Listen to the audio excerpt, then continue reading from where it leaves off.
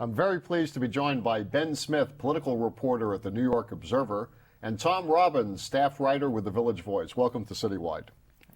So we're going to talk about how the media has been covering this mayoral election season. And I want to start off by asking, was it a B1 story for the New York Times that the fact that Bloomberg might have been standing on top of the World Trade Center in a photo that they're using in the campaign? Tom? Not for my money. I thought it was a manufactured story presumably by for rare people, or perhaps just by an eagle-eyed Times editor who said, hey, that picture had to come from the Trade Center. So why did they run it like that? Is it just lazy reporting? It's a gotcha? They thought of it and they were clever? Let me let you know a little insight of what goes on in newsrooms. Every day they have to fill that space. You know, it's terrible. You know, like there's always something, but sometimes you try to blow something up to make it into a story. That happens in the New York Times, the Village Voice, and the New York Observer, I think, sometimes beyond what a story's worth. So, Ben, would you say that was the same thing with whether or not Virginia Fields photoshopped an Asian onto somebody else's body?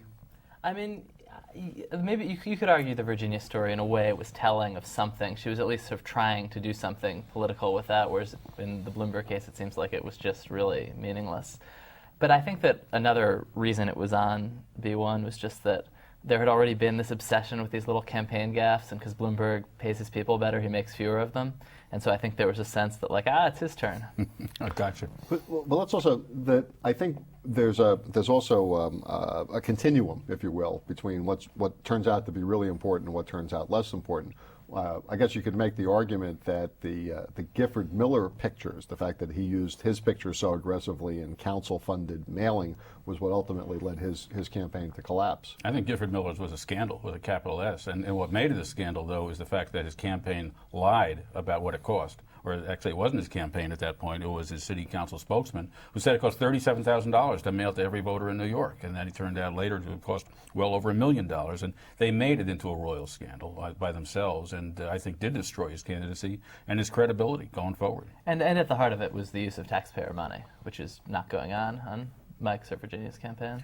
I thought the Fields thing was something which was illustrative of how she runs her campaign, and the fact that she was unable to keep her own campaign manager or campaign consultant, Joe Mercurio, close enough so that he ends up taking the heat on this thing when he knew that he had showed her the picture and that she'd approved it. That also made it a story. Sometimes these things start out with nothing, and they end up of their own momentum. People step on their own feet, and they end up making it into a bigger deal than it should have been in the first place. I think that's what happened with Fields. Because you're learning about how these people, they're running for mayor, you're learning about how they deal with situations, with the press, with kind of internal organizational stuff, and her sort of inability to just get it together on that one was very damaging. So I've heard that for years. It's the notion is like, we really can't tell much about the character of these people, so we're gonna test them under fire, and whoever the last person standing is the one that's qualified for the job. But convenient theory for us. Right, that allows for a lot of it allows for a lot of lazy reporting then, because then you don't really have to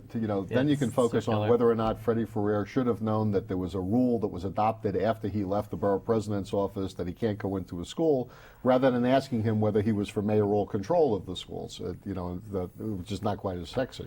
Look, every campaign knows at this point that if you get there earliest, the person who gets there earliest with the best gotcha is going to be able to command attention. Yesterday, he's there with Howard Dean, and like they managed to have this thing about the fact that his campaign website misstated his education. Now, this is from the campaign of Michael Bloomberg, who in 2001 apparently in his own autobiography misstated his own personal experience with what he did in terms of whether or not he actually volunteered to try to get into the U.S. Army. I'm of that age level. To me, Ken, you know this is the single most important thing that I went through at that age, as to how did you deal with the Vietnam War. This guy apparently completely misstated it. He was caught by the Daily News doing it, and they managed to show, there's great footage that's out there, I think was aired on this station, that shows Ed Skidell, the press person, coming down on Michael Saul, the Daily News reporter, for even daring to raise the question about it. I think that like this kind of gotcha stuff, if you get there earlier, you can command attention. Did it deserve a front page in the New York Post and the Daily News yesterday? Absolutely not. To what extent do you feel that the campaign managers are managing you? Do you guys feel manipulated by the spin? You know you're being spun, but that doesn't necessarily mean that the wind isn't blowing at hurricane force. I think it's nothing. It's nothing like national political campaigns where you do where it can be just maddening and and you can sort of hit these walls where and feel very manipulated. There's one shot, one speech that day, and they're controlling the information very tightly. I mean, in New York still, I think they feel much more battered by the tabloids than we feel manipulated by them. It's all fungible. I mean, I'm not in that position because I don't do the same thing that a daily newspaper reporter does. I have done it in the past, and clearly you do sometimes feel like they're the ones who are pulling the strings. But, you do get the benefit of hindsight. I remember that in 1997, in the re-election campaign of Mayor Giuliani, they ran the exact same number on Ruth Messenger when she went into a school to try to do a campaign thing right in there. Right, to do an ad, and they made a huge blow-up out of it. I think that there's some of the same people who said, hey, you worked there with Messenger, let's try to do it again with Ferrer on this thing. Let's hype it up. Is there too much emphasis, this may sound like a naive question, but is there too much emphasis on the polling data of who's up and who's down? One of the things that I felt about the primary campaign at the end particularly was that it wasn't so much a Wiener surge as it was a Miller collapse. And the same thing had happened to Vallone and Hevesy 4 years ago, where their numbers at the end were considerably lower because people just decided that they weren't going to win and didn't want to waste their vote. To what extent did the press make Anthony Weiner into a larger political figure than he was entitled to just because they wanted to make the race interesting? I mean, I'm not sure. I'm sure there's any entitlement either way there. But I mean, it's circular. You have no information on what's going to happen except the polls, so they get blown out of proportion in a way. I mean, it's like you're in the situation where you want to tell your readers something, and what you got is polling data. There is a question that you don't get to with polls. For instance, I've noticed over the last two polls that have shown this 52-38 gap that they don't appear to be talking about registered voters, which I think is a change from the earlier polls in this thing. What would those numbers be? What would they? I'm told that they're much closer if you look at actually registered voters as opposed to leaners and likelies, as they call them in the trade. So we do get misled sometimes by simply putting it out there as to what they've given us. And in either case, you don't know who's going to vote. I mean, I think the likely group is probably more likely to vote than the sort of the universe of everybody who's registered, but within that, who knows in which neighborhood, which ethnic group they're going to turn out more. Do you think that the diversity of the city is having an impact in some of the races? Take the DA's race in Brooklyn, for example. There was no Latino candidate. There wasn't necessarily a Latino favorite to be the candidate. The same thing in the Manhattan District Attorney's race.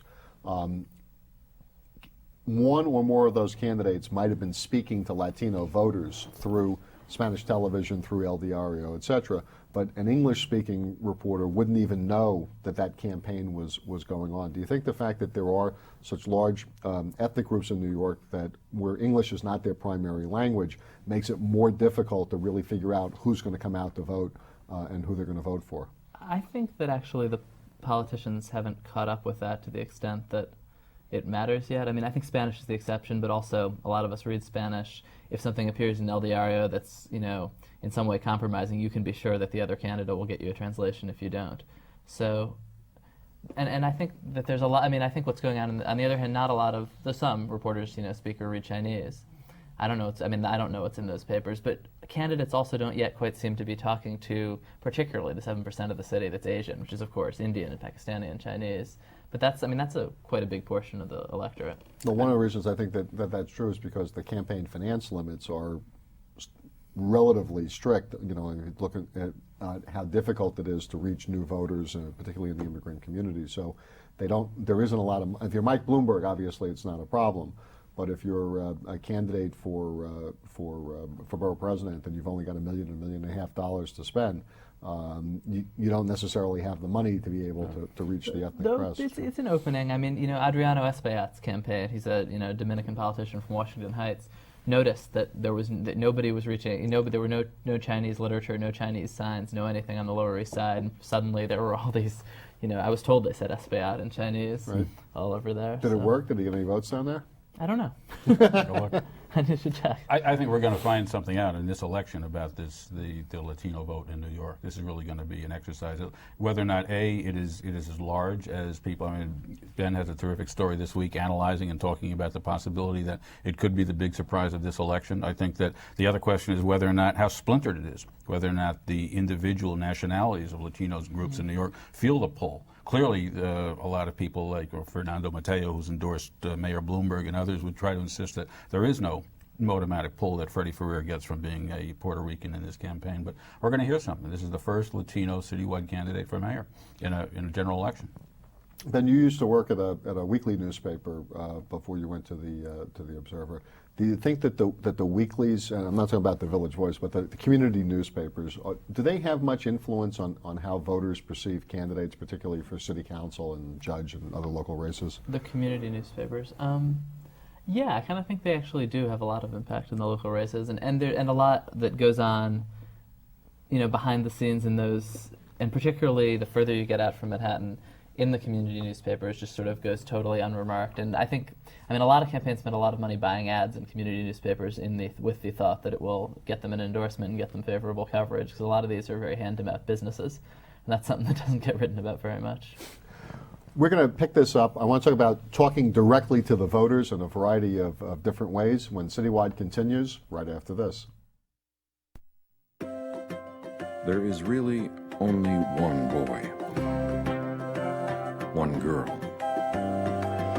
one tree, one forest, one ocean, one mountain, one sky, and one simple way to care for it all. Please visit earthshare.org and learn how the world's leading environmental groups are working together under one name, EarthShare. One environment, one simple way to care for it. Welcome back to Citywide. We're speaking with Ben Smith from the New York Observer and the Village Voice's Tom Robbins. The Cablevision Jets fight over the stadium, I think, raised the game for political consultants in New York, not just because of the amount of money, but introduced the element of corporate interest talking directly to the voters through their advertising and indirectly through their press conferences and media relations. How important is it or how do you cover that? In other words, did the story become how Cablevision was influencing the political process? How do you and how do reporters respond when you have decision makers being influenced by that kind of a concerted media effort? What was it? Is it a different element in politics now in New York, a different standard for how these things? I think you're absolutely right. It was in my memory, it was the first time that two colossal corporations have weighed in to slug it out both on the airwaves and by hiring everybody they could find, from lobbyists to media consultants to politicians who they're happy to bankroll their campaigns. And there are a lot of different levels at which to look at it, and the one you suggest was an important one. What did it have an effect? Clearly, the mayor's people looked at it quite rightfully, and I think Cablevision was out there first with their ads condemning it when they put the firefighter and the teacher in their ads and says, why are you paying for a new stadium when you can't even give a raise to these people? And I think the mayor looked at it and said, oh my gosh, how do we need this? This guy's going to clobber us with millions of dollars worth of ads here. We need to come back somehow. And then the Jets started weighing in from their side. And that was part of the story. To me, the other part of the story was the real estate aspect and the political aspect, in terms of the fact that they were about to do this enormous development on the West Side that nobody other than the Jets and the mayor's office seemed to be in favor of. Well, one thing when you have economic interests acting like that, does it diminish the press's role of sort of mediating between the voters and those interested parties in sort of adjudicating who's telling the truth and what's the right thing to do? I think in that case, actually, the press wound up doing a lot of harm to the stadium proposal, just kind of, both by reporting out details, by reporting out the local opposition, because it was a story with a million pieces you could keep developing and moving forward. And I mean, and just by kind of the more it got written about, the less people seemed to like it in a way. So, do you think that the claims that were being made about economic activity or traffic, do you think that they got the kind of substantive examination that they deserved? No. Well, did they really deserve it? Did the claims like that really deserve a substantive explanation? You know what I mean? They're always nonsense. It was so absurd. I mean, they attempted to build a stadium for football with no parking lot. And then they put out a study which says, guess what? Nobody's going to drive to this football stadium. Yeah. And they asked us to believe that. I mean, and I think everybody sort of laughed at it and sort of moved on. But that was their environmental impact statement. That's how they said it was going to work. And I think most people, I mean, there's a sort of who pays the piper question with these studies. When you've got some consulting firm that produces a study that says exactly what you want it to say, I mean, it's not, I don't think anybody's giving it that much weight. It's sort of just a glorified press release. Each of you is now also talking directly to your readers. You both have websites, blogs. I don't know if you formally call them blogs or not. The Politicker has become very popular. I found one of your stories recently. We're eating his dust. Yeah. We're eating his dust. We're trying. So tell me what's different about writing a blog rather than writing a column or a story. Unpaid work. Yeah, that's certainly true. It's doubled my work. No, having another child. I don't know. It's I will certainly have lots of people correcting you instantly when you make mistakes in the comments section. Well, they're your editors. Kind of great, but let's focus in on that. It keeps you. You can't be glib. You can't be, or you can be glib certainly, as I've shown. But you'll get called on it. And if you try to kind of make the kind of fuzzy claims that often in a newspaper article you don't quite know something and you'll kind of just paper it over with language, and in a situation where you've got a small group of readers who really know their stuff, you can't get away with anything, which is great. And also, it's much more. I mean, all the cliches. It's two-way. Are they harder on you than an editor would be if you had submitted the same copy? Well, in terms of like anonymous personal insults and things, certainly. See, I mean, aside from the fact that I think that the way it's evolved has been bad for journalists as a profession, I think we somehow missed the boat on this thing, so that it did become something which is being done largely as an add-on without like creating new jobs or some way in order to do this. We're all doing it in addition. But that being said, I think that the form is a terrific one, and I think that the form does lend itself to an immediacy and a dialogue with readers that you don't get the other way around. I work for like big papers like the Daily News, and I work for small papers, and I work for Village Voice, which has 250,000 readers. I can tell you that like the web, when something rings the bell, and Ben knows this better than anybody, everyone's buzzing about it within like a few minutes after it happens. And that's a new phenomenon. Because I mean, you have however many thousand readers each of our publications claims to have. And mine claims many fewer, and who knows how many there really are. But you don't like talk to them. There's really a universe of people who you're writing about and who are reading it and who are sources, and it's maybe a couple thousand people. And if you can get a conversation going in that group, it's sort of like that's all the feedback you're ever getting in a way. But it also means that there's it limits the. But there's no space limitations. You don't have to choose between items. You can put everything out there if you want to. Well, I think there's a space limitation on people's patience and people's interest. I mean, that's sort of self-imposed, and that's one of the things that the web isn't a hard enough taskmaster on. And you're very good at it on keeping your stuff very terse and very tight and moving on. We haven't gotten that well. We've mainly been writing sort of short voice type pieces at this point. But I think that one of the advantages of the web is it allows you to do in one paragraph something that you might otherwise sort of stretch out and do in a page or two. And it's tricky though, because there's a sort of fine line between terse and half-baked, and and when you throw something out there like, hey, there's something interesting that I noticed, and when that's something where you really should be calling the person it's about for a comment because it's in some way critical or negative, and or whether you should just wait for that person to email you their comment and then put it in, and it's just like, for me, it's sort of like if it's really bad, if it's damaging in any serious way, I'll call them for a comment, but if it's trivial, I don't know, it's something I'm figuring out. The format allows anybody to do the same thing that you're doing if they were prepared to devote the time to it. Do you think that it matters to people that they have the brand of your newspapers associated with it? In other words, what's drawing them? Is it your byline? Is it the content itself? Or is it the fact that it's got the Voice of the Observer logo up in the corner? Well, I think it's a combination. I mean, one of the problems, I think, with anonymous blogs, or not anonymous, but people who aren't known, is that if you read them, if they say, look, I'm reporting to you, this is a fact, you say, well, how do I know this is a fact? Who is this person?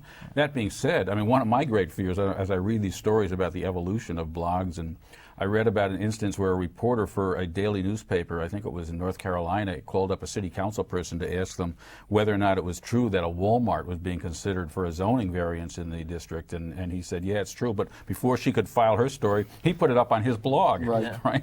So, you know, in a way, we're sort of creating a monster here. We're like, you know, you're right. Anybody can put it up, and anybody can put it out there. Well, there was an effort to have an anonymous blog, politicsny.com. Started out very. Was that you? I always wondered who did that. No, it was, and in fact, He was on the candidate. you know, list, I wouldn't give them any stuff because they were anonymous. And you know, if you ask somebody to do something on an off-the-record basis, it's nice to know who's making the promise on the other side. But they seemed to be very hot right at the beginning.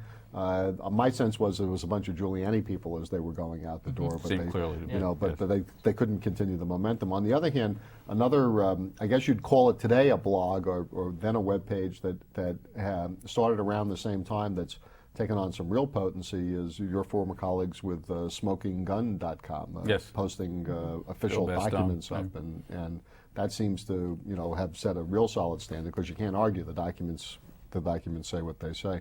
Do you think all of this electronic media, particularly in the political realm, again, dilutes the impact of traditional newspaper endorsements? The New York Times this year endorsed Snyder for district attorney in Manhattan against Bob Morgenthau.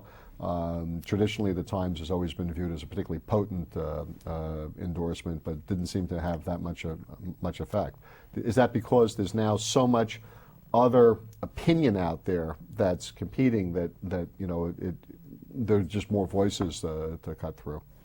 Well, there are a lot more voices, but I think the example you raised, the Times endorsement for Leslie Crocker Snyder in telling Bob Morgenthau that basically his day was done and he should step aside, created a momentum in that race which hadn't existed up until that point. And I know that as late as election night, the Morgenthau people weren't sure whether or not they were looking at a blowout or a very tight race, and primarily because of the fact that she was able to put that on her palm cards all day long, that it was the New York Times. And I think in Manhattan particularly, that's still very telling and the biggest single endorsement that you can get. Yeah, and I mean, my number of readers is just totally trivial. I mean, I probably couldn't elect a city council member, and so the Times endorsement, I don't think it really. It's almost a totally different conversation. And you're psyched. I mean, you know, when you're doing a website or a blog, what makes you happy is when it gets pushed out into the daily newspapers, and sort of others are forced to pick it up, and then it actually reaches, you know, beyond your tiny audience. The Voice is usually the kiss of death in a lot of races. People ask us not to endorse them because simply it could mean they don't win the race once their opponent says that they're endorsed by us. I think a big part of the impact that you both have is you're read by opinion leaders. You may not have hundreds of thousands of readers, but the readers that you do have include the editors of the other papers and the campaign managers and other opinion leaders, and you know, you become part of that feedback loop. You're the tip sheets for everybody else. And I mean, I think it's more that, I mean, and Tom, way more than maybe almost anybody else, if you do stuff that people can't ignore, it kind of doesn't matter what you're doing. I mean, he could be handing a lot of his reporting out on, like, you know, if he could have like 20 copies of it, it could be his hand Xeroxed outside City Hall, and everybody'd still pick it up. I mean, it's like, a lot of it's about the content. My thanks to Ben Smith, political reporter at the New York Observer, and Tom Robbins, staff writer at the Village Voice. I'm Ken Fisher. Thank you for joining us.